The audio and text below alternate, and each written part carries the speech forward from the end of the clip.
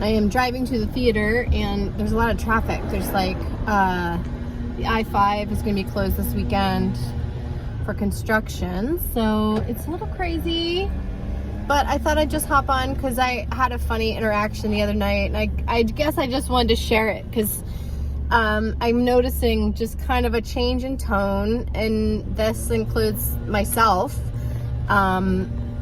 You know, just talking about stuff the other night with some friends, and you know, all of my recent discoveries about the Beatles conspiracy kind of came out, and it got a little spicy for a minute, but it was in good fun. The woman I was talking with, like, you know, she was pushing back from her perspective, and we were both like hilariously acknowledging that we were, you know, doing the elephant in the dark, the roomy thing, like feeling around for this thing in the dark, but very specifically from our zodiac signs.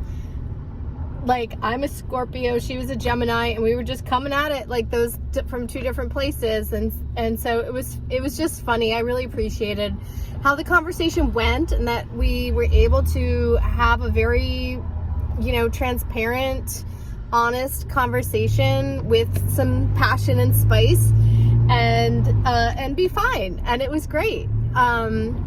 But it was just funny because, you know, I was like, she's like, well, what's the conspiracy? And I was like, well, you know, that they didn't write all their own music. And she was like, and she's from LA, so she was like, of course they don't. Nobody does.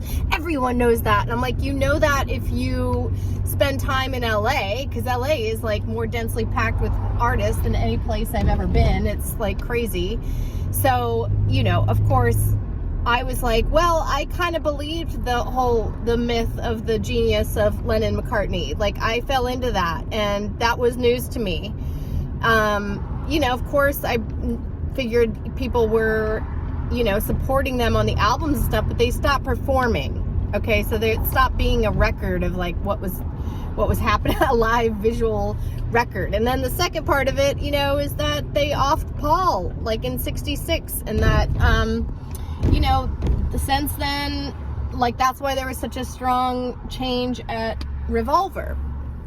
Anyway, you know, I do really maintain a similar attitude as Mike Williams, who did a lot of research into this, and one of the channels that I went deep with, but not the only one. And, you know, my attitude is like, do your own research. The reason it really resonated with me is because through seeing the story of the music industry and the Beatles, I was like, oh my God, this is like every other conspiracy story I've ever heard. And so my friend was like, well, why is it a conspiracy? And I was like, I mean, good question. I mean, anything that's not the official narrative is just called a conspiracy. And I'm tired of resisting it. I'm like, it's just a conspiracy. That's fine. Like, I don't care. Honestly, I learned more news that way because I'm an underground person. And, you know, she was also like, why? Why do you even look into it? I'm like, I'm a Scorpio. Like, I can't, like, if it's about something I love, like, I loved them. I was like, really, right up until this happened last spring, I was like reading a book about them. I was like, at least I have the Beatles. And then it was like, yoink. No, you don't, because this is the same story as every other story that you've ever looked into in the last like 10 years, I guess, you know? So I was just like, oh my God, that's why it's like a lot to hold, and it took me a while to process, you know, and then it's like, it just parallels everything going on, and that, you know, things are just becoming more transparent, and I do appreciate that. And yeah, so I just wanted to share kind of like some positive news, just that like there's like a shifting dynamic that allows me to have my crazy ideas and do my crazy research, but also not have to keep it to myself, and just be able to be honest about it, and, you know, and have someone push back on, you know, well, why this and why that, and, you know, and have answers about it. I had some answers about it. So I don't know. It just felt good, even though all the other stuff just feels kind of crazy, you know. I mean, I'm just really like, you guys, the Epstein thing is like, so, of course it's cover up. Of course it's like a shit show of controversy. It's like, And that's just what they're letting us see.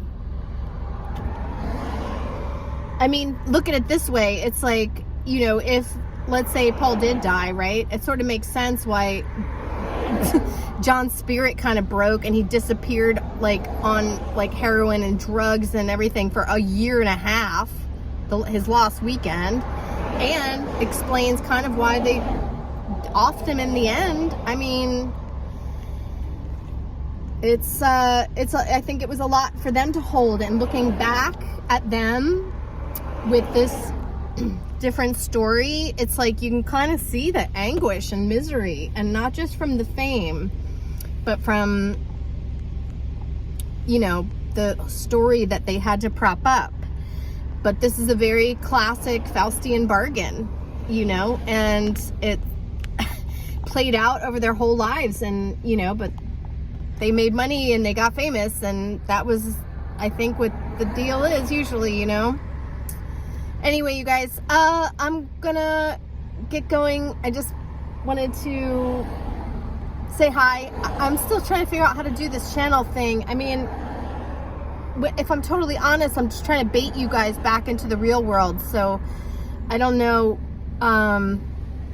you know, I'm just like, this number of subscribers, I don't know how to do. I'm like doing all the stuff, you guys. I refuse to like take millennial business courses about hucksterism on YouTube. I'm not doing it. Like I make my weird videos my way. They don't come out on schedule. It's honestly hard to get to sit down to do it, especially when it's summer, especially when I'm on tour. And this is the idea, was that the YouTube channel will be something I could take back and forth between Maryland and California. So I'm not even sure it's going to be able to be that, especially because like my phone, like I had to deal with like moving all this memory around, and like, oh man, you guys, I just don't know. And really, I just want you coming out to the real world and being in the real world. And I want to open, you know, whatever. I have all the dreams, but I want to, you know, not be on devices so much and stuff. So I'm like, how are we gonna do it? What's going on? I don't know. We'll find out. To be continued. We got 3 more shows this weekend, and then we're opening another show, taking another show on the road right after this. My friend's super brilliant Horse's Mouth tour. I'm really excited. I've helped her. I made sign for that one, and she's hired me for artwork over the years, and I'm always so inspired by her, and we think very similarly, so it's very easy for me to make her things that she likes, which is great. But to be part of her stuff again is really fun. We haven't seen each other in a couple years, and that's really, really good. And then I'm also going back to Maryland in August because I'm doing my first Renaissance fair, which is really fun. I'm gonna join those nerds. They're like real serious theater nerds, you guys. I'm really honored and excited. My show is called Twisted Knickers. It's going to be the last 3 weekends in August at the Pennsylvania Ren Fair. So any of you guys within shooting distance, you better get there, because that's my Ren Fair debut. And I've been buying all kinds of old-timey laundry. All right, talk to you soon. Bye.